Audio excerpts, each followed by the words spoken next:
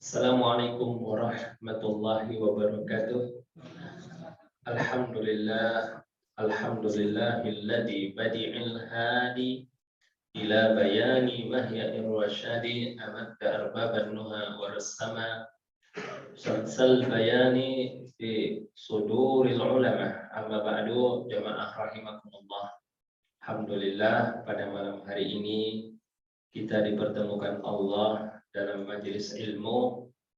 Mudah-mudahan kehadiran kita diridhoi oleh Allah Subhanahu wa taala. Pada pertemuan yang lalu kita telah membahas tentang sholat istisqa dan juga tentang doa ketika ada hujan. Allahumma shayyiban nafi'ah. Allahumma shayyiban nafi'ah. Dan kalau hujan telah melampaui sehingga menyebabkan kerusakan, menyebabkan banjir, menyebabkan longsor, maka doanya Allahumma hawalaina wala alaina. Bukan doanya ya Allah tahan hujan ini, bukan begitu, tapi alihkan hujan ini karena hujan itu tetap bermanfaat. Dalam kesempatan ini insya Allah kita akan membahas tentang fikih pakaian. Ya, baik pakaian yang ada di badan ataupun perkakas yang kita pakai. Ya. An Hudzaifah radhiyallahu anhu nahan Nabi sallallahu alaihi wasallam an nashraba fi aniyati adh-dhahabi wal fiddah wa an na'kula minha. Wa an lubsil hariri wad dibaji wa an najlisa alaihi rawahul Bukhari. Dari Hudzaifah radhiyallahu anhu dia berkata, Nabi sallallahu alaihi wasallam melarang kami minum pada bejana emas dan perak. Kalau kita di Indonesia jangankan minum pakai bejana emas dan perak, ya. Makan aja susah. Wa anna kula minha, dan kami makan padanya. Wa an lubsil hariri wad dibaj, dan memakai pakaian dari sutra tipis dan sutra tebal. Wa an najlisa alaih, dan kami duduk di atasnya. Rawahul Bukhari. Jadi jemaah rahimakumullah, Nabi SAW menjelaskan kepada kita mana yang halal, mana yang haram dalam semua aspek kehidupan, supaya kita itu jelas, ya, supaya jelas bagi kita semua, dan pada saat itu supaya jelas bagi para sahabat radhiyallahu anhum. Dan kalau sahabat radhiyallahu anhum, mereka memang menerapkannya, menjalankannya dalam kehidupan mereka. Dan mereka tidak peduli, ya, apa kata orang, ya, apa penilaian orang. Yang penting bagi mereka apakah Allah ridho atau tidak. Jadi dalam hadis ini seorang tabi'i yang bernama Abdurrahman ibnu Abi Layla menceritakan bahwa Hudzaifah ibnul Yaman, waktu itu Hudzaifah ibnul Yaman ini diangkat oleh Umar menjadi gubernur di Madain. Madain itu sekarang wilayahnya Irak, ya. Jadi dia diangkat menjadi gubernur di sana. Hudzaifah ibnul Yaman. Talabal ma'a liyashrab, maka dia minta diambilkan air minum, ya. Minta diambilkan oleh minum.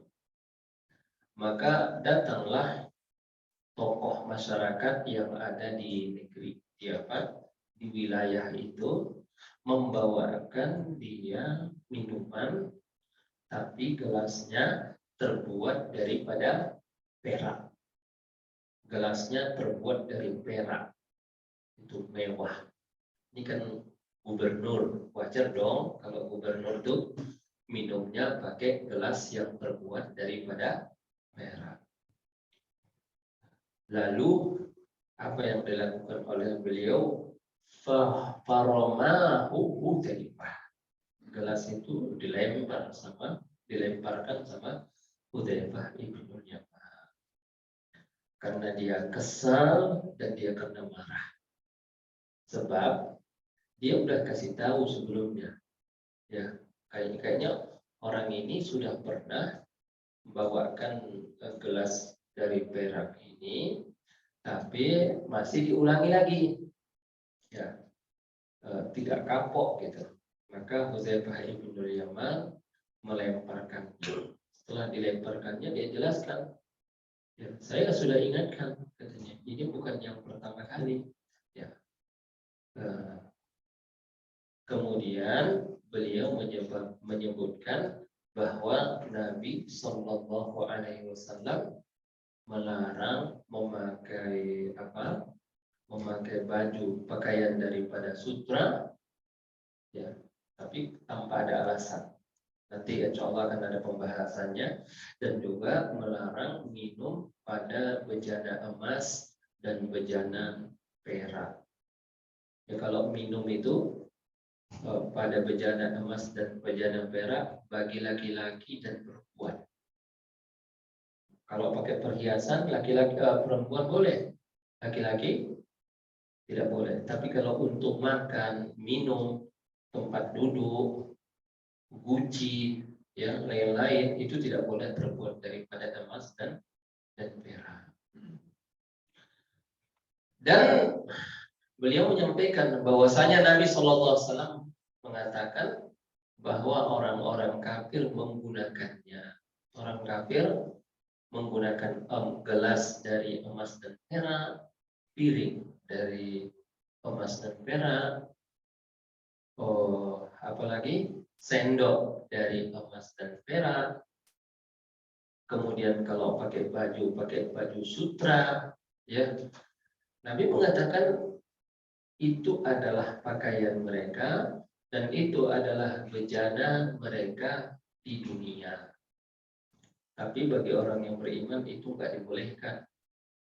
Cuma nanti di akhirat, kalau mereka masuk surga, mereka akan pakai baju sutra, ya. Kemudian mereka akan pakai perhiasan emas dan perkakas yang akan dipakai orang-orang beriman nanti di surga adalah terbuat daripada emas dan perak. Jadi jemaah rahimakumullah, sebagai kenapa mereka pakai itu? Karena imbalan bagi mereka.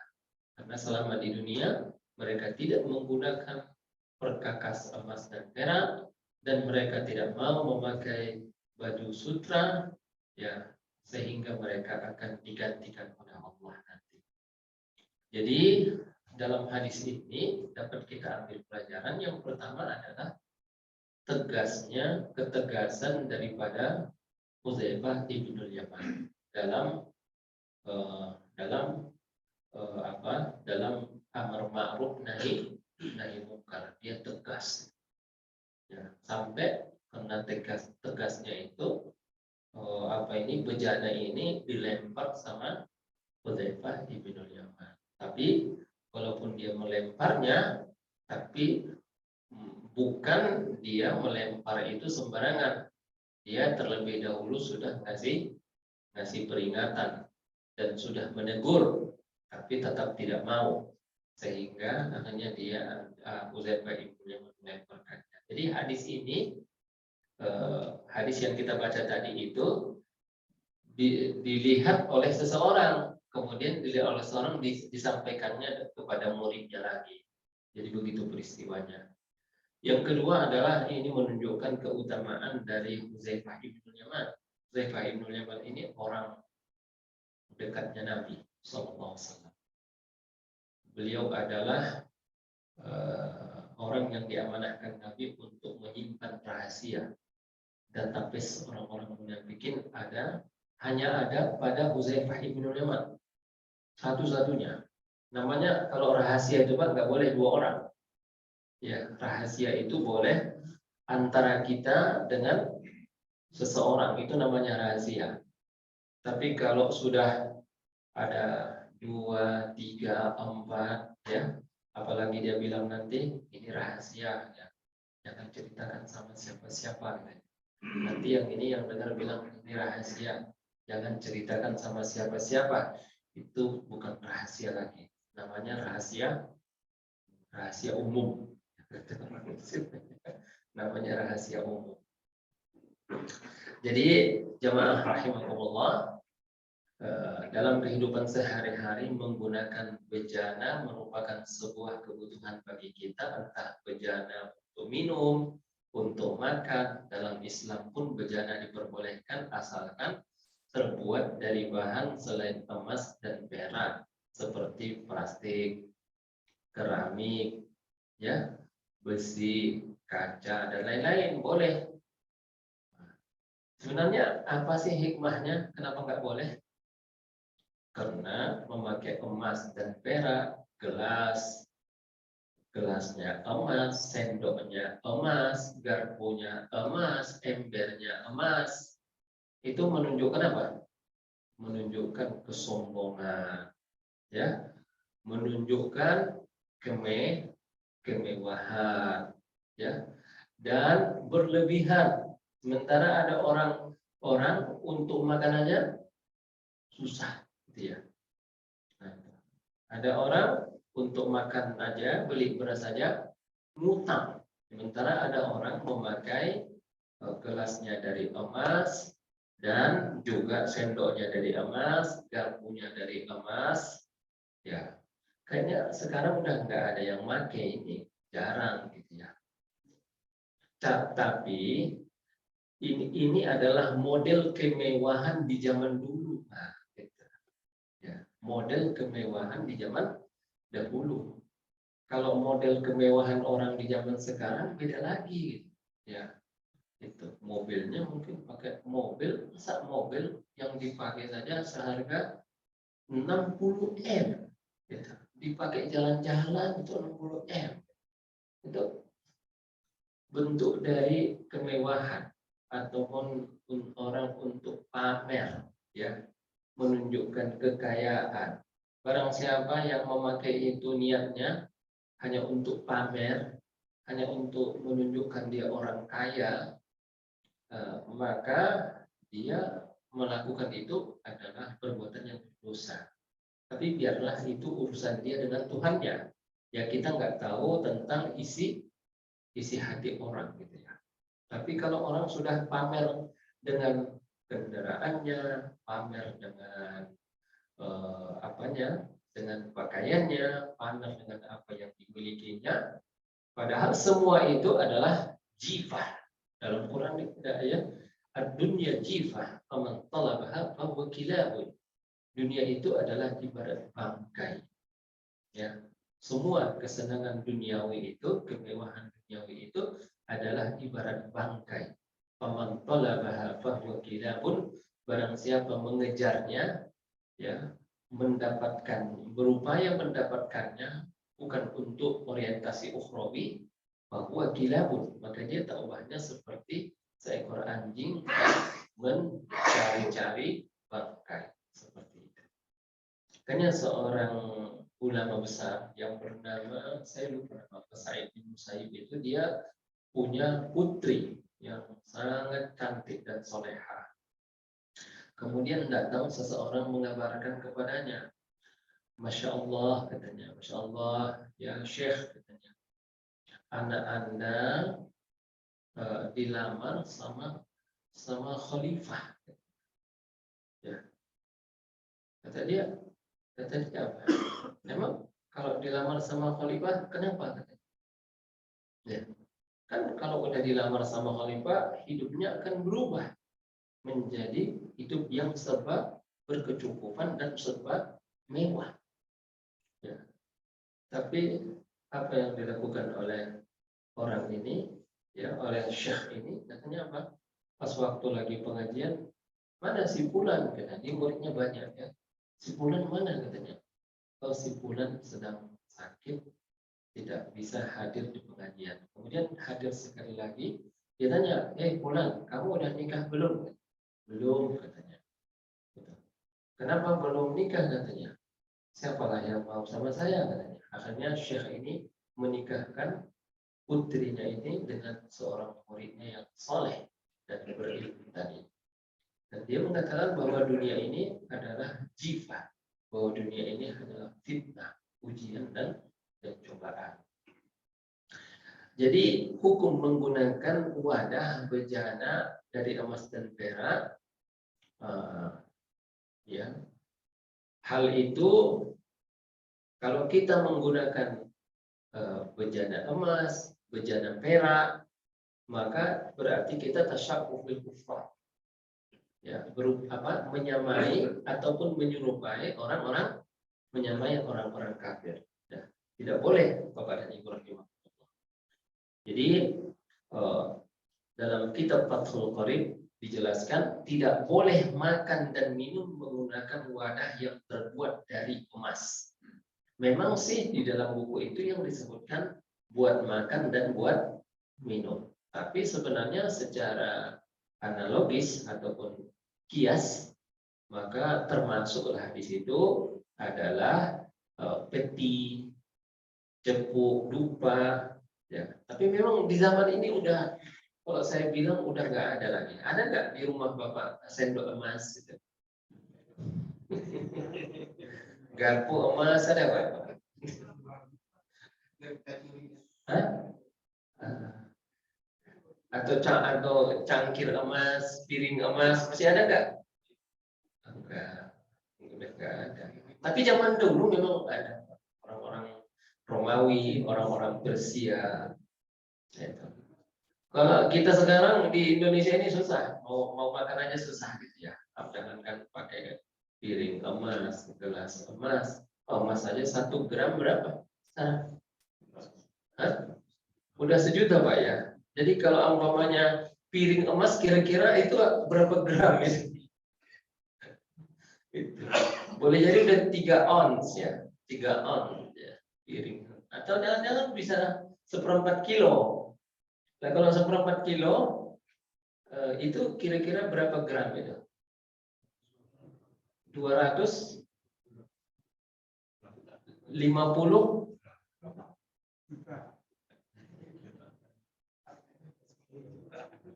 harganya selangit Pak.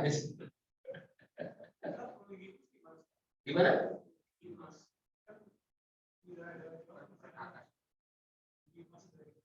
Oh iya, kalau gigi termasuk yang boleh. Karena untuk obat. Karena kalau pakai apa namanya? Pakai terbuat dari besi nanti karatan Pak. Ya kan? Kalau terbuat dari besi takutnya karatan gitu. Malah jadi penyakit gitu. Cuma nggak boleh bawa mati. Ya, kalau udah mati dicopot, dijual laku.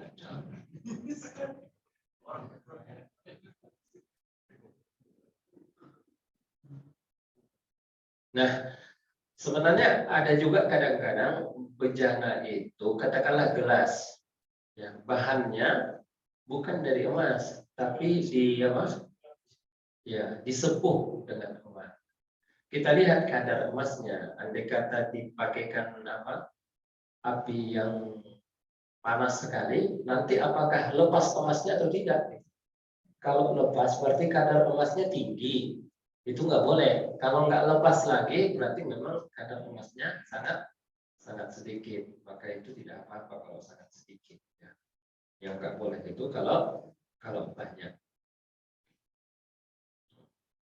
Tapi memang udah jarang lah sekarang orang. Sekarang orang mewahnya itu lain, Pak. Nggak kayak zaman dahulu gitu ya. Orang dulu punya semewah-mewahnya kendaraan itu adalah unta, kemudian di atasnya dibuat rumah kecil gitu ya. Rumah kecil, kemudian kemana-mana dia pakai itu pergi gitu ya. Nah, kalau nggak ada AC, ya itu nggak ada pendingin. Kalau dibandingkan Pak, hidup kita ini dengan hidup di zaman Khalifah Harun ar-Rasyid, Ini kira-kira kita nih tinggal di masjid ini bagikan apa nih? Udah istananya istana, gitu. Oh dia dulu kalau tinggal di istana tuh AC-nya apa? Itu dikipas-kipas, gitu. Gak ada apa-apanya gitu. Ya. Orang kalau dulu mau nonton pertunjukan itu cuma ada sesekali gitu, paling sekali setahun ya. Nah orang sekarang kalau mau nonton itu di tangannya ada semuanya gitu ya. Jadi nggak ada apa-apanya kemewahan orang dulu. Rumah yang paling mewah dulu paling dingin itu ada bangunan, terus kelilingnya itu dibuat apa tempat air gitu tinggi gitu ya. Nah, diisi air kelilingnya, jadi orang agak dingin di dalam gitu. Nah, sekarang luar biasa itu nyamannya sekarang. Jadi nggak ada apa-apanya kemewahan orang zaman dahulu dibandingkan kemewahan orang yang sekarang. Cuma mewah itu ada dari zaman dahulu sampai sekarang sampai hari kiamat ada orang yang hidupnya mewah.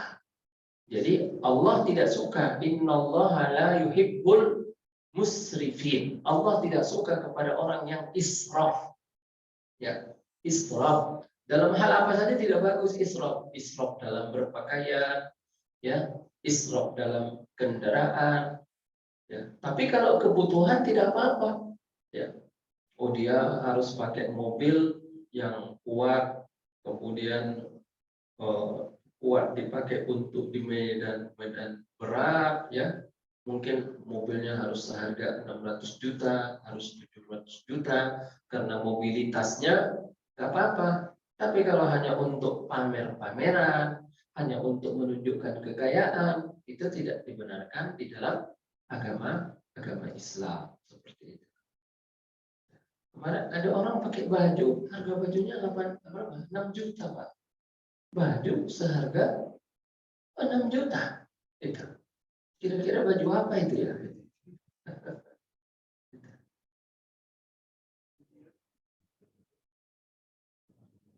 Nah, mari kita lanjutkan. Nah, ini contoh. Ini pun mungkin bukan emas ini ya, gambarnya aja ya, Pak. Ini juga bukan emas. Nah, sutra pakaian untuk muslim di surga. Jadi sutra ini kenapa nggak boleh bagi laki-laki? Sutra itu kan lembut, Pak. Biasanya apa yang kita pakai nanti berpengaruh terhadap apa? Perilaku. Kalau nggak percaya coba Bapak pakai baju tentara. Jalannya berubah. Ya kan? Ya. Atau coba pakai rok gitu. Jilbab pasti jalannya juga berubah gitu ya. Nah, itu. Jadi pakaian itu mempengaruhi sikap dan perilaku orang. Gitu. Makanya laki-laki dilarang memakai sutra. Satu itu pakaian kemewahan, ya terlalu mewah gitu. Padahal tujuan pakaian itu bukan ada sih tujuan pakaian itu untuk zina, perhiasan, ya. Ada 3 tujuan pakaian. Satu zina, satu lagi menutup aurat, satu lagi supaya tidak kepanasan dan supaya tidak kedinginan. Ya, tapi tidak ada tujuan pakaian itu untuk kemewahan. Jadi silakan pakai pakaian untuk zina, perhiasan, supaya kelihatan gagah, supaya kelihatan tampan, supaya kelihatan indah, boleh. Kemudian juga yang kedua untuk supaya jangan kedinginan, pakai jaket, ya, pakai jas, pakai sweater, gitu. Kemudian ada lagi untuk kepentingan menutup aurat. Nah, kalau sutra ini satu dia adalah pakaian kemewahan. Yang kedua dia adalah pakaian terlalu lembut, halus bagi kaum laki-laki. Nah, takut nanti laki-laki yang pakai sutra ini jalannya pun jadi gemulai gitu ya. Gemulai dia jalannya, ngomongnya pun gemulai gitu. Jalannya pun lenggok gitu. Nah, itu nggak boleh. Tapi kalau di surga udah lain ceritanya. Ya, di surga itu laki-laki dibolehkan. Wa jazahum bima sabaru jannatan wa harira. Surah Al-Insan ayat 14. dan diberi balasan kepada mereka karena mereka sabar, yaitu surga dan sutra. Jadi pakaian orang ahlul jannah itu nanti adalah apa? Haraya. Nah, Al-Quranul Karim 7 kali menyebutkan bahwa pakaian penghuni surga itu adalah sutra dan juga mengenakan emas. Pakai emas nanti Pak ya. Jannatu adani yadkhulunaha. Ya, surga Aden. Aden itu adanun artinya permanen. Jadi mereka akan menempati surga itu secara permanen. Jadi bukan hanya seperti orang menginap di hotel bintang 5, tapi hanya 3 malam gitu. Tapi setelah itu masuk penjara gitu kayak. Tapi ini memang dia permanen di situ. Ya. Kemudian apa? Yadkhulunaha yuhallawna fiha min asawir min dhahab. Mereka diberikan perhiasan dahab, emas, gelang-gelang emas. Jadi laki-laki pun kalau udah di surga itu pakai gelang emas. Ya. Walu'lu'a dan mutiara. Walibasuhum fiha harir, dan pakaian mereka di dalamnya adalah sutra. Jadi bagi laki-laki Pak, haram hukumnya memakai emas, cincin emas, gelang emas, apalagi kalung emas, apalagi anting-anting emas. Ya, kalau anting-anting memang nggak boleh laki-laki gitu ya, karena menyerupai perempuan. Salah satu hikmahnya apa? Katanya emas ini dalam kitab Al-Baijuri itu ada dijelaskan, kalau dipakai laki-laki bisa menyebabkan laki-laki itu jadi lemah syahwat. Nah, itu. Jadi, tapi itu bonus gitu ya, bonusnya itu. Maksudnya bagi kita meninggalkan itu adalah apa? Melaksanakan perintah Allah dan meninggalkan larangan Allah dan Rasulnya. Tapi memang di balik itu ada hikmahnya. Salah satu hikmahnya itu yang disebutkan oleh para ulama, bahwa memakai emas itu bisa menyebabkan seseorang itu menjadi impoten ataupun lemah syahwat seperti itu, sehingga tidak dibolehkan memakai emas. Itu hukum di dunia, tapi kalau hukum di akhirat tentu saja berbeda.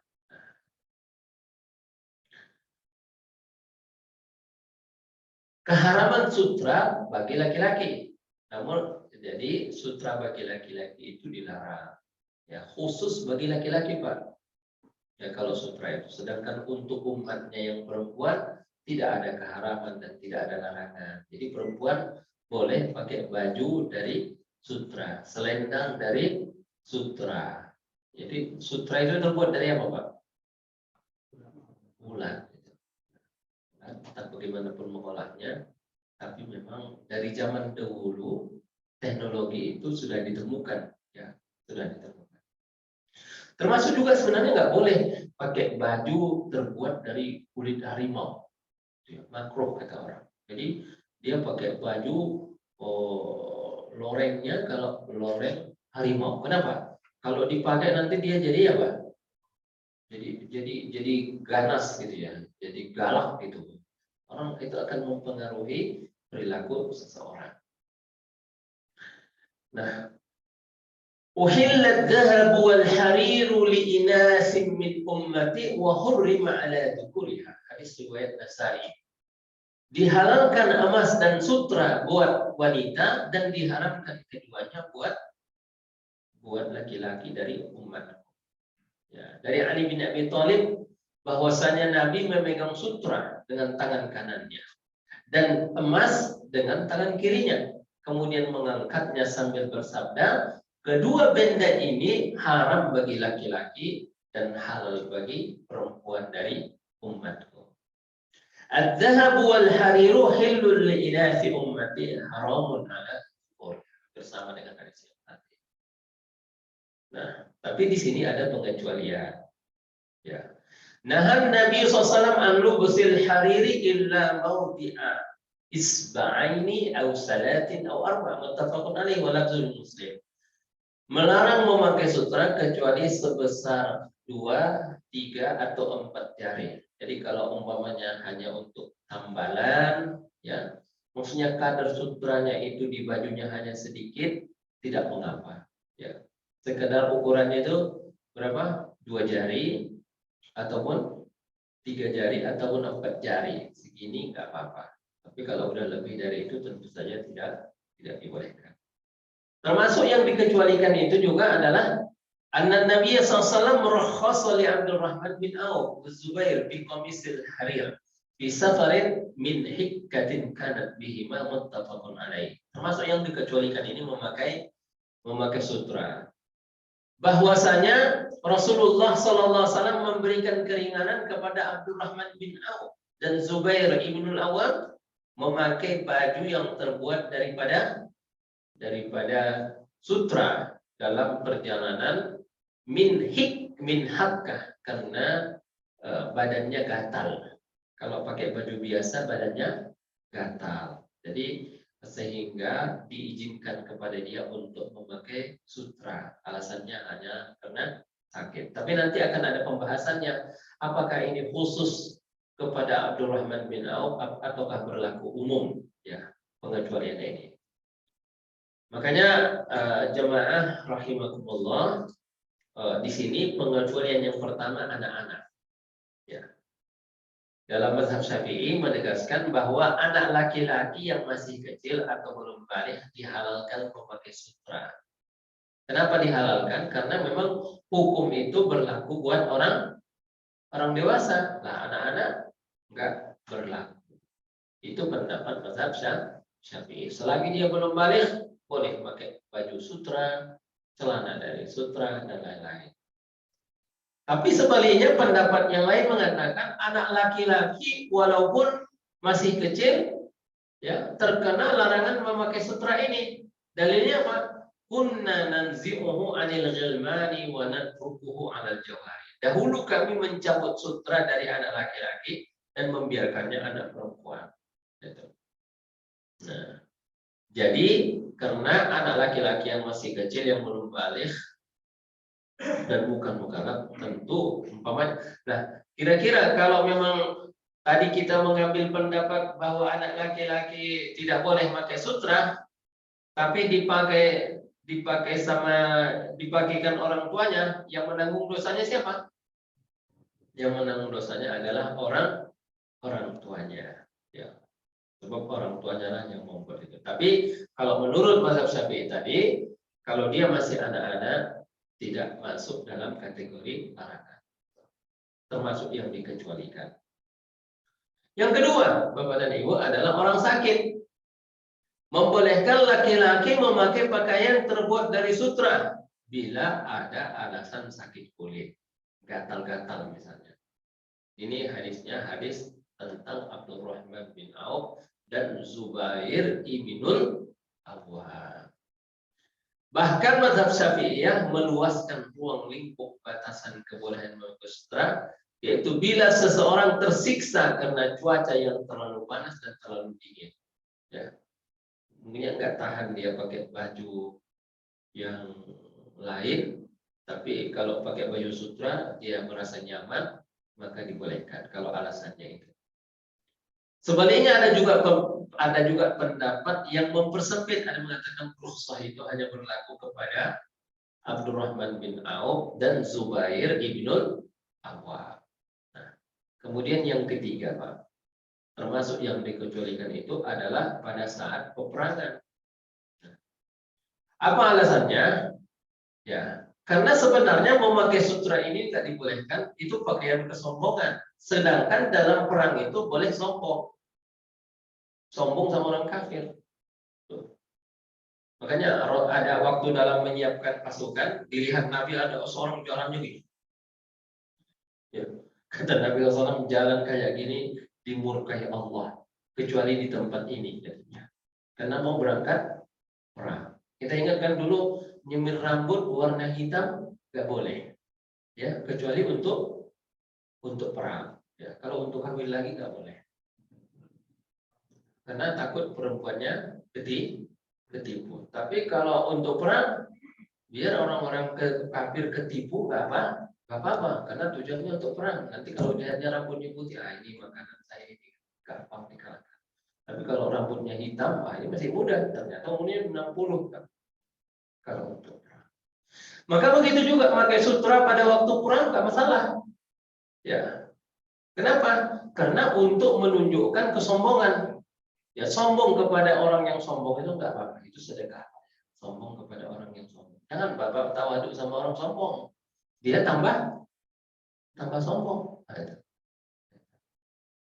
Tawaduk lil mutawaddi'in wa takabbur lil mutakabbirin. Al-Hanabilah mengatakan itu tidak berlaku umum. Kalau menurut Hanabilah, kalau memang diperlukan, ya suasana situasinya menuntut seseorang untuk pakai sutra boleh. Tapi kalau biasa-biasa saja, nggak menuntut seseorang untuk memakai sutra, maka tidak dibolehkan. Yang keempat, termasuk pengecualian itu seperti hadis yang tadi, adalah bagian kecil. Jadi para ulama menyebutkan keharaman sutra bagi laki-laki bila seluruh pakaiannya terbuat dari bahan itu. Sedangkan bila ada bagian kecil, hanya tertentu saja yang dari sutra, maka itu termasuk keringanan. Jadi kadar sutranya itu misalnya, cuma 5% saja dari bajunya itu ada unsur sutranya di situ, nggak apa. Ya nggak boleh, yang nggak boleh itu kayak kalau semuanya terbuat daripada sutra. Nah ini kasus yang terjadi kepada Ali bin Abi Thalib. Kasanin Nabi SAW hullatan siyara. Nabi menghadiahkan kepadaku baju, ya baju sutra. Sudah. Fakharajtu biha. Fara'aitul ghadaba fi wajhihi fasaqaqtuha baina nisa'i. Muttafaqun alaih wa hadha. Ya, dikasih Nabi baju sutra, kata Ali, aku pakai katanya. Pas waktu aku pakai dilihat Nabi, bukannya Nabi senang, tapi malah Nabi marah. Akhirnya dia pulang ke rumah, akhirnya baju itu kupotong-potong lah katanya. Kuberikan kepada nisa'i, wanita-wanita di rumahku.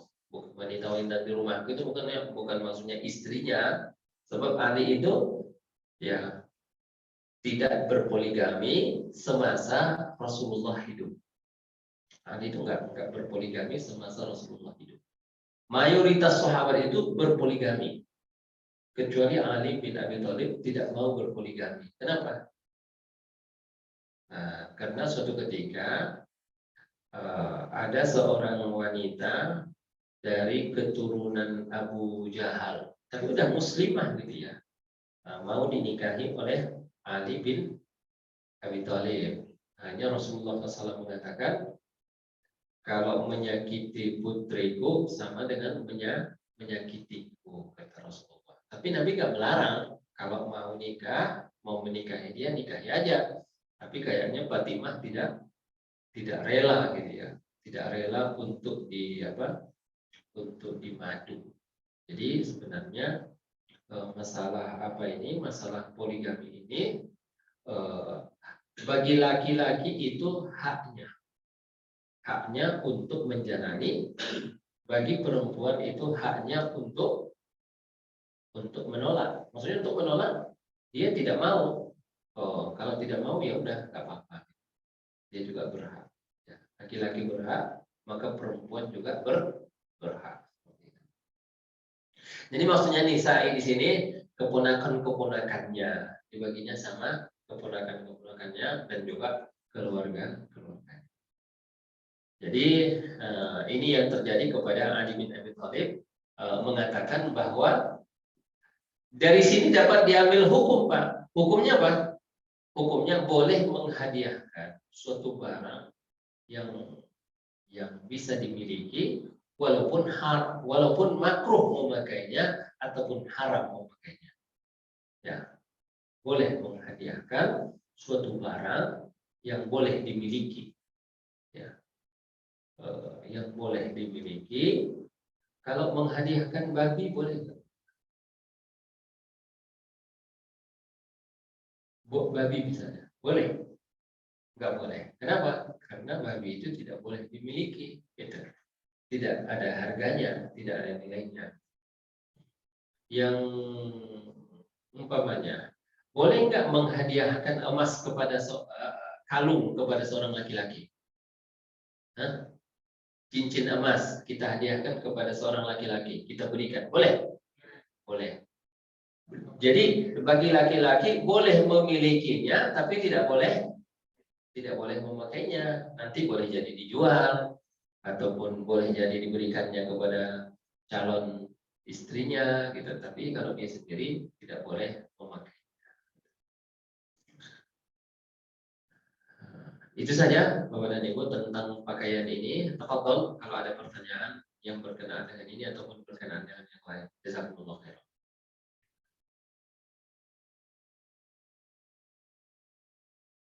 Memang masalah ini apa? Dalam prakteknya hampir tidak ada di zaman ini ya. Hampir tidak ada zaman ini, tapi memang ada di dalam fikih. Ya. Kalau kita menyimpan baju-baju perempuan hanya kebaya orang Jawa. Iya. Terus kita kan udah nggak pakai lagi. Kita satu orang kan. Iya, iya. Kebaya kan nggak muslimah. Kebaya itu kan menutup sebahagian aurat. Ya kan? Oh, iya, iya, iya, iya. Itu pakaian kayaknya dibinasakan aja. Iya, pakaian jahiliyah kali ya. Hah? Iya, iya. Enggak apa-apa diberikan juga. Nanti dia pakai buat suaminya di rumah. Boleh kan? Boleh nggak seorang perempuan pakai kebaya? Pakai baju sempit, boleh? Hah? Boleh di rumah. Dipakainya buat suaminya. Seorang perempuan itu berhias, berdandan buat suaminya. Kadang-kadang perempuan ini kebangetan juga ya. Suaminya nggak boleh dibagi. Ya, tapi kecantikannya dibagi-baginya sama orang. Kemolekan tubuhnya, lekuk-lekuk tubuhnya dibagi-baginya sama orang. Giliran suaminya mau dibagi, enggak boleh. Gitu ya. Jadi nggak ada salahnya Pak, diberikan. Ya, tapi pokoknya bilang saya nggak tanggung jawab. Kalau kamu pakai keluar, saya nggak tanggung jawab. Gitu. Nah, kalau kamu pakai membuat suamimu, nggak apa-apa, kan boleh. Boleh, jangankan pakaian yang ini, yang tidak berpakaian pun seorang istri boleh di hadapan suaminya. Allah a'lam. Ya.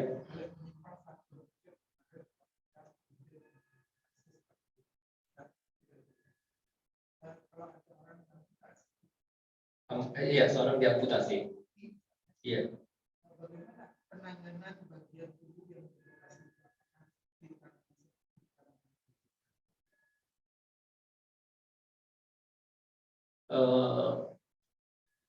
Ditanam aja, Pak. Ditanam, tapi tidak ada seperti dimandikan, dikapankan, disolatkan. Ya.